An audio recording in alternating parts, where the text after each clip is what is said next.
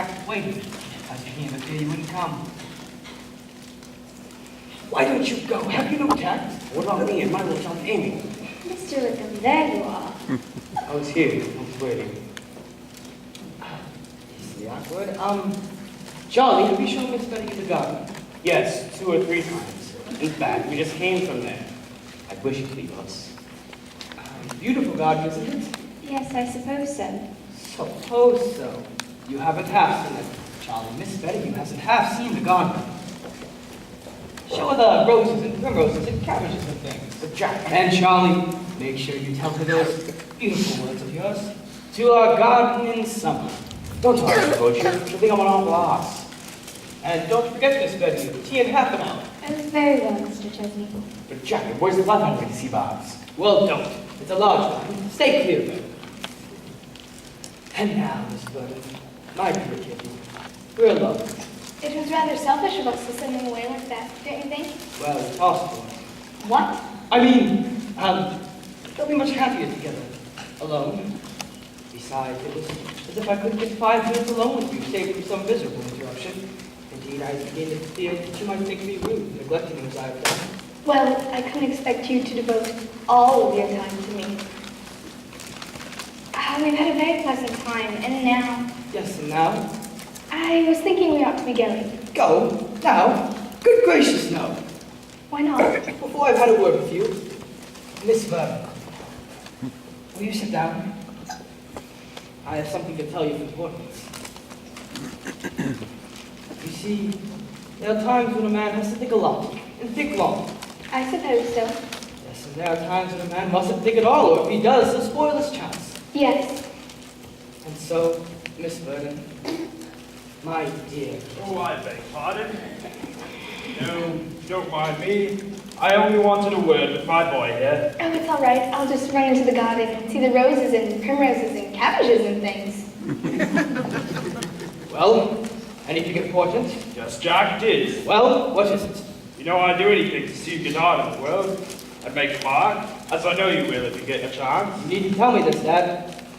Well, having thought it over, I've decided that you shall continue the career I originally mapped out for you.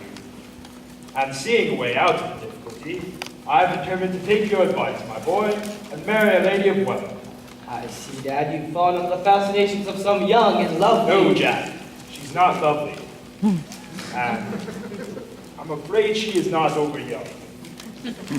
But she has one thing in her favor. She has money. Which, after all, is the real object in this instance. Well, good for you, Dad. Go and win. And I have to thank you, my boy, for the tip. Me? Tip? Well, I've forgotten, Dad. Well, who is she? What's her name? You'll be delighted when I tell you. Well, Can't you guess? no. Donna Lucia de Alvadores. What? The deuce? It's impossible. Impossible? Why, you yourself suggested it. And for your sake, my lad, I'm going to do it. But you can't. Can't? Why not? Is there anything against the lady's reputation? Well, no, but you mustn't. You can't. Mustn't? Can't? Why, Jack, what a boy you are! Can you tell me to go to the hotel, change my things, put a flower in my buttonhole? And by George, Jack, I believe the flower's done the trick. She gave it away, Dad. My dear boy, she's explained all that. Dad, circumstances have altered since then. What way? You're too good to be thrown away like that. Say no more, my boy. Your consideration for me settles it. We'll put you forward years. Had she been young and lovely, she wouldn't have looked at me. As it is, I flatter myself, she's taken rather a fancy to me. And as for old Spetthew, in spite of his marked attentions, I don't think he has the ghost of a chance with me. Spetthew, attentions. Good gracious, what are we doing? Dad! So wish me luck, Jack, wish me luck. Take time, Dad. Think it over. Think it over? That's not the way an old soldier makes love. I'm going into your rooms to get myself a rattling good spanking brandy and soda to bring me up to the mark. Great Scott, what's the young monkey doing? Jack, I wish he'd been bad. He's carrying on an awful disgrace. He's taken Amy with him and gone around the garden. Well, that's nothing to what's going on here. Hear that? What was it? Oh, it's my dad gave himself a rattling good spanking brandy and soda. Brandy and soda. That's the proposed to Babs, that's all. We'll be in the diggings of us yet. It's all your fault. Don't blame me. It's the fault of your muffled-headed aunt for not knowing your own mind and leave us in the lurch. I could strangle her. What should we do? We must find Babs and put him up to the governor's game. Find Babs. Yes. But what about Keep your head, or we'll ruin everything. Come on.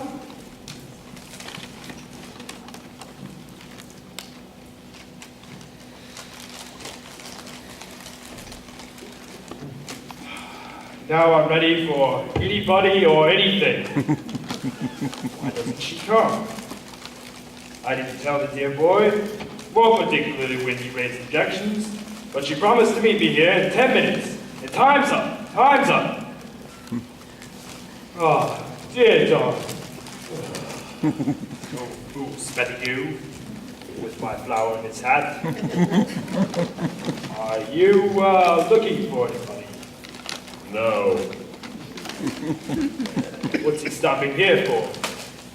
Are you in want of anything? No, I was simply admiring how beautiful the garden was today. You should definitely see it before you go. I will, before I go. Why does he remain? She told me to meet me here in 10 minutes, but time's up. Time is up.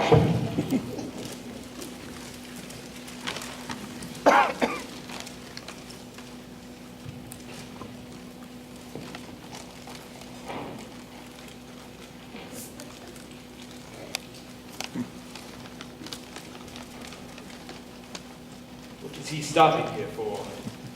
I must tell him to go. Care for a cigarette? No, thank you. I don't smoke in the daytime. Don't mind me. Well, as you are not smoking,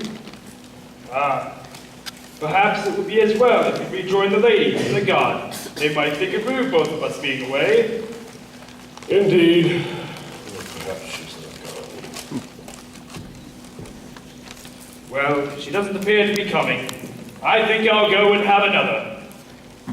Dad, have you seen Donna Lucia? No, Jack, I've not. That's fortunate. I'm waiting for her here. Waiting for her. Here. Yes, I have an appointment with her. I didn't tell you before, Jack, but she's due. In fact, she's overdue. So get out, my boy, get out. It mustn't be before I've had a word with them. Come to think of it, Dad, I saw her only moments ago. Oh, where? In the garden. In the garden? Hey, I've just sent old Spec you there. I know Babs isn't there. Where has he got to? Well, have you found him? No, haven't you? No, and I've looked everywhere for him. What should we do? I'll strangle the little monkey when I get a hold of him. What should we do? There they are. Oh, Mr. Wickham, there you are. Were you afraid you'd lost us? Where were you with that girl? Nowhere. Now hold on, I want to have a word with you. Will you take Miss Donahue and show her the chapel? Take her and show the chapel, and I will have a word with Babs. It's a beautiful chapel. Come on, again. What do you mean by this game? Oh, what game? You promised to help us. Oh, is that what I'm doing? Your business was to look after those two old chaps. And here you are. And I've no wish to argue. Oh, you better not. I want to put you on your guard. Put me on my guard for what? My father's going to propose to you. Well, let's just... what? I'm not going to marry him or anybody. Of course not, you idiots. All you've got to do is stay calm and refuse him.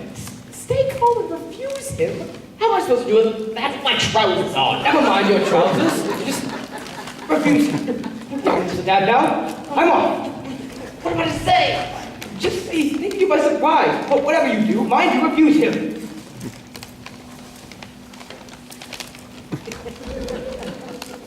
It's too bad. She made the proposition herself. It was a definite proposition of her own. Well, ladies are probably unpunctual, but... Oh, dear Donna Lucia, there you are. I was beginning to be afraid and popped into the garden to find you. It's so good of you to come. Won't you sit down? thank you. By Jove, got her at last. Now for the plunge. I'll begin with the compliment. I wonder what's a real age. However, a woman's never to go for a compliment. So here it goes. Donna Lucia, you're part of the rude metaphor of an old campaigner, I'm sure. But to meet you today, as I have done, for the first time, is to me like a lonely traveler coming across some,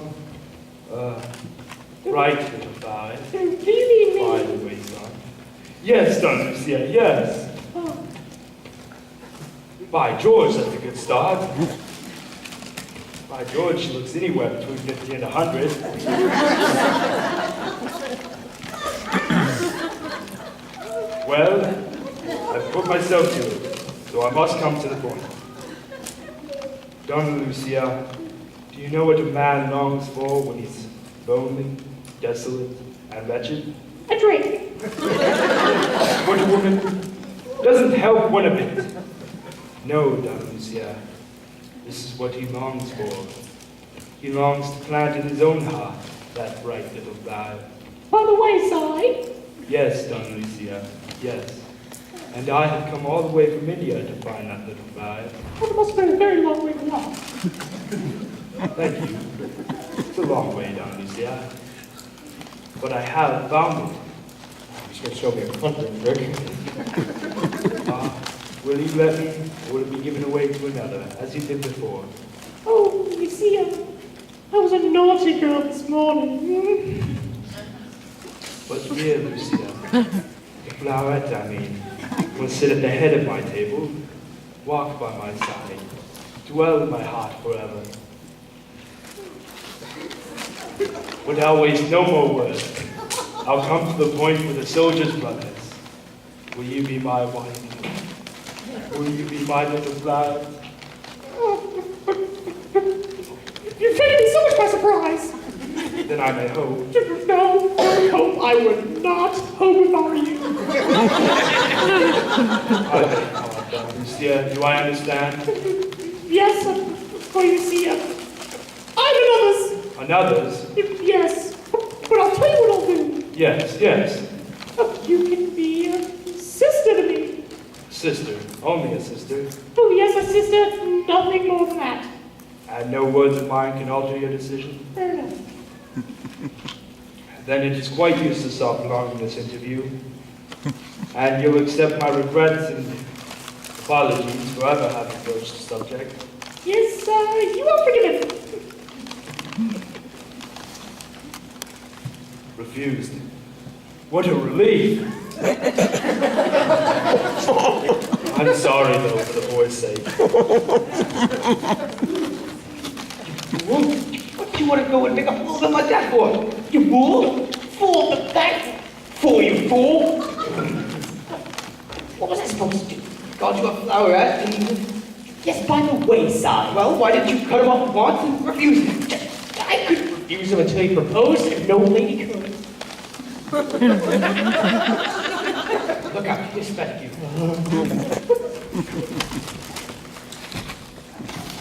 Hello, Mr. Chesney.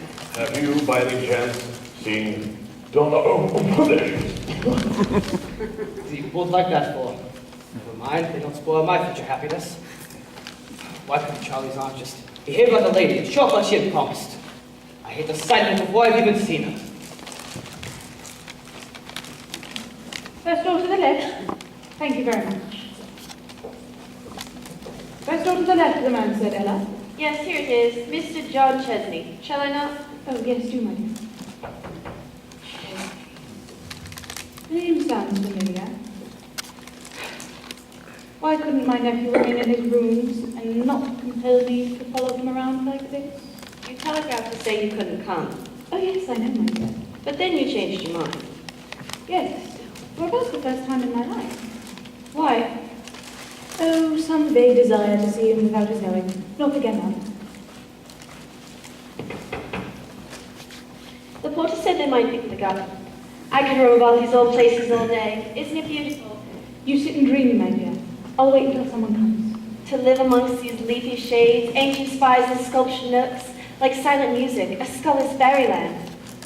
But to one poor submarine being, not quite as young as she used to be, a little fatiguing. How beautiful it must be by moonlight, where the shadows have no sudden fears, and are only folds on the mantle of sleep, and the silver bells chime to the sensual angel of the night, who smiles to heaven and whispers back, "All's well, sweet bells, all's well." Well, you're a fanciful little woman. What's called all this about angels and scholars in your head today? I don't know. I think I could trace back all the little byways and slyways of thought that generally lead in one direction. Oh no, it's all so sweet here. Ah, yes, as it was there, by moonlight, seen from the bridge of a certain yacht, the rippling sea, the blue night, the brilliant stars. You see how I remember your words, my dear, and that certain someone who told you, as you listened to the chime of the ship's bell, that you looked the angel of the watch. He was a flattering type of person, that somebody. What was his name again? I've told you so often. Ah, yes, you have. Lord Fancourt Baverley. But I don't want your mind fixed on these things, my dear. Oh, I'd almost forgotten to tell you. I've invested your forefather's money for you. In forethought for his little girl, he's rendered you independent for life, and what's worse, independent of me. Independent. But you won't be, my dear. No. I've grown to love the little orphan I met in such grief in a strange land that I'm not independent of her. So, what say you and I make a bargain? Put all evidence of my dreadful dependence aside and let it grow. Be my little girl, call me Auntie. Will you? Yes, Auntie. Yes. How did your poor father have such a large sum of money by him anyways? I thought he had lost it all. Papa won at cards One of the cards. Where? during his illness From who?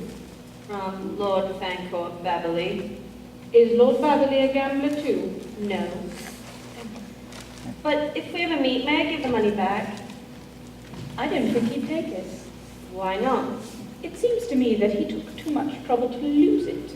But I'm not going to speak for him. Don't ever want you to leave me, my dear. You've got me thinking now. Have I? What about it? Oh, all about her. Certain somebody. Do tell me, Auntie. Well, he never called me the angel of the watch or anything of that sort. But he did get as far as a stammering compliment and blush before he was ordered off with his regiment. Without ever. Without ever. Oh, Auntie. It was at a dance the night before you went away. And you've never loved anyone since.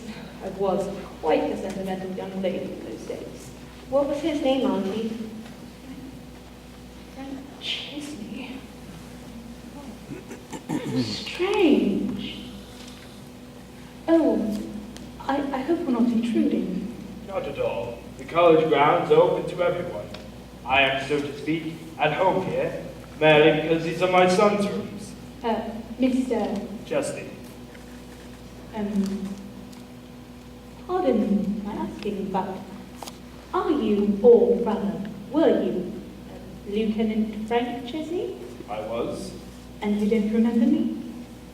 I acknowledge with regret that I have no recollection whatever. Must have been more than 20 years since. 20 years? You don't even remember me.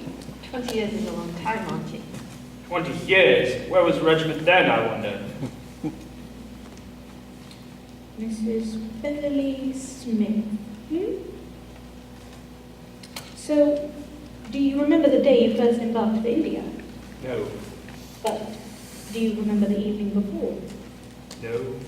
Not altogether. Well, Lucy! Good gracious! And to think that at that very dance, but you don't remember that, of course. no. No, because you never knew. But that night, my George, I nearly made you in a vow, but... and we've never met in all the time. Nearly, well, over 20 years, we'll say, eh? I'm afraid so. You must see my son. He's a splendid fellow. These are his rooms, or rather, he has lent them to a college friend, a young fellow named Wickham, Wickham? who is entertaining some ladies, 2 young ladies, and his aunt, His aunt. a lady from Brazil. From Brazil. Yes, Donna Lucia Dalvadores. I must introduce you. What does he mean? Wait a minute, my dear. Do I understand you correctly to say that Donna Lucia del Valores is here? Actually here? In the garden, or was 5 minutes ago. Do you know her? Ah, I heard of her. May I trouble you? Certainly. Mrs. Beverly Smith. I'll find Donna Lucia and the boys, or perhaps you would mind coming into the garden to them. Oh no, I'm quite curious. This is my niece, Miss Delay. How do you do? Come along, Ella.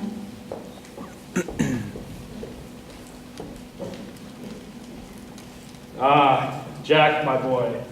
If that had been Donna Lucia, things might have been very different.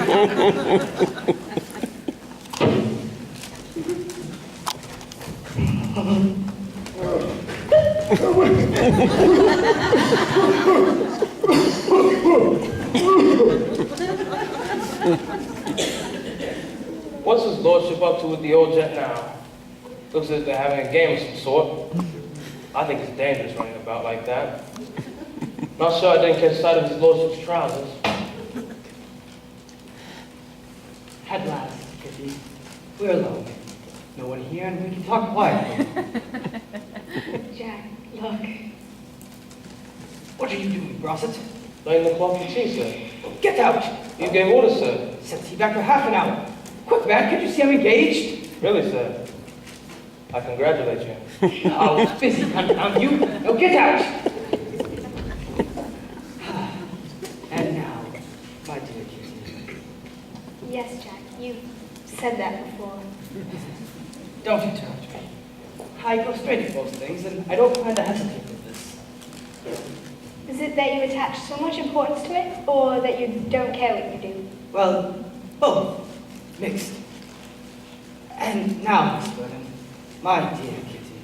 Yes, Jack. Oh, Kitty, do be serious, for in a few hours you'll be hundreds of miles away, and it may be years before we see each other again, unless... Unless what? Will you listen? I'm sorry, I can't help myself. I've told you how my father intended me for Parliament and all that. Yes. Well, now he tells me that for the next few years, I'm to give up all that and earn my own living. Well, that will do you no harm, Jack. Yes, that's how I see things. I've worked hard, and work tells wherever you go. I suppose so. I plan to turn to and come out all right, one way or another. I've broken the ice at last. Dear fellow, I hope they'll stay away. I wish you every success. Yes, in time, I'll be all right. But the real question is, will you wait? Wait, what for? Oh, no, I didn't mean that. Oh, you didn't mean that. What I meant was, before I say anything further, I must be sure that you understand what it is I'm saying. And what's that, Jack? Well, to be practical and lay it all out fairly before you, my position in life will be somewhat in the... City? Yes, my home. Suburban? Thanks, exactly. Transit, Bus or rail? my personal income, Small? extra income. Precarious? Yes, and under certain circumstances, my fears will be nil and my hopes tremendous. There. Now you know all. That's how I stand. Oh, that's how you stand. Oh, Kitty. It's my duty to tell her all. Dear fellow. I'll kill anyone who comes now. Well, I hope those happy conditions will be realized to your heart's content. Oh, but Kitty, they will never be realized. Without you. Without me? See, now you're vexed with me. You hate the city, you despise the suburbs, you loathe buses. And why should you say that, Jack? Kitty, As if I hadn't the heart to do with thousands of girls better than I have done. Kitty? As if I couldn't guess the happy fun that could be got out of cooking and mending and ministering to the wants and happinesses of the man who will work and strive for the woman he loves. Then, Kitty? Try me, Jack, for I love you dearly. You do, Kitty? You do? As much as you love me, Jack. Oh, Kitty. My dear Kitty. My dear Kitty. You're a brick. I've done it at last, in spite of a lot of them. What about my guardian, Mrs. Spettigan? Well, I'll see to him at once. Oh, no, that won't do. Won't do. No, you see, his consent must be in writing. In writing? So he won't retract. You don't know him as well as I do. And there's only one person that can get his consent in writing, so be a good boy and bring her to me at once. Amy. No, Donna Lucia. Donna Lucia, but Kitty. No, don't ask any questions. Bring her to me at once. I'll go find Amy. Well, now, this can't go on. Jack, I've done it. I've done it. Done what? I've told her everything. You fool! Told her what? I told her I loved her. Oh, it's not. Yes, she would not to get her uncle's consent. We'll be in the dickens of a mess yet. Now, keep cool, man, keep cool. We're all right up now. We're all right up now. Hide me!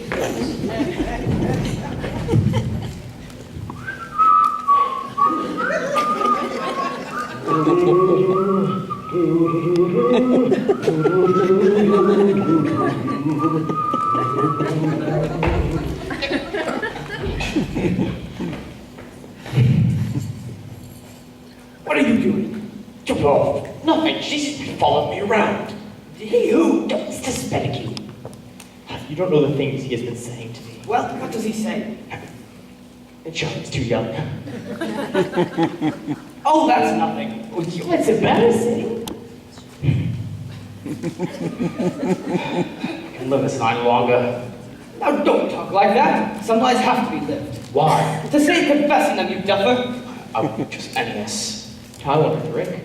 Well, we'd be all right if the old donkey would just behave like a lady. That's his it. He doesn't know how.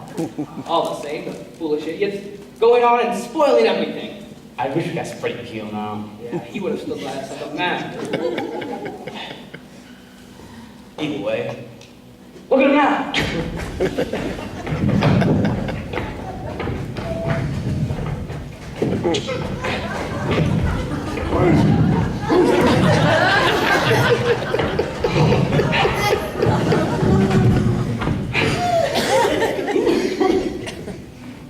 Boys, where's she?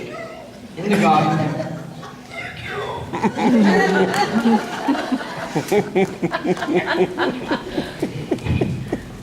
Now look here, Babs, this game won't do. I've had enough of this.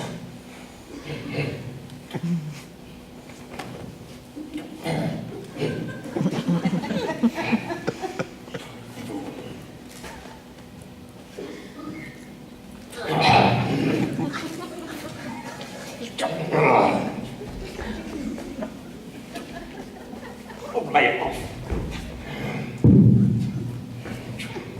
Where's my antimacassar?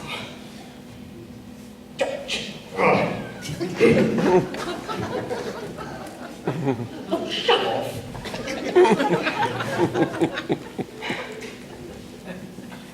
Why can't Charlie have a go at this? Is he all right behind? Here they are! Oh, there you are, Donna Lucia. Amy and I want so much to speak to you. We're in a difficulty. A difficulty? Yes, and we want you to be an angel. Now, Jack, do go away. Yes, Charlie, go away. Yes, boys, go away. They want me to be an angel. You see, Mr. Spettiger is my guardian and gets nearly all of my money if I marry without his consent. And you know Jack and Kitty are in love with each other, and Jack's lost all his money or something. For years and years. Now Kitty wants No, you to... wait a moment, Amy dear. Yes, wait a moment, Amy dear. Now it's your turn. Go ahead and talk, my dear. And Amy and Charlie are in love too, but you don't know Jack, do you? Oh, not at all. You darling, you dear.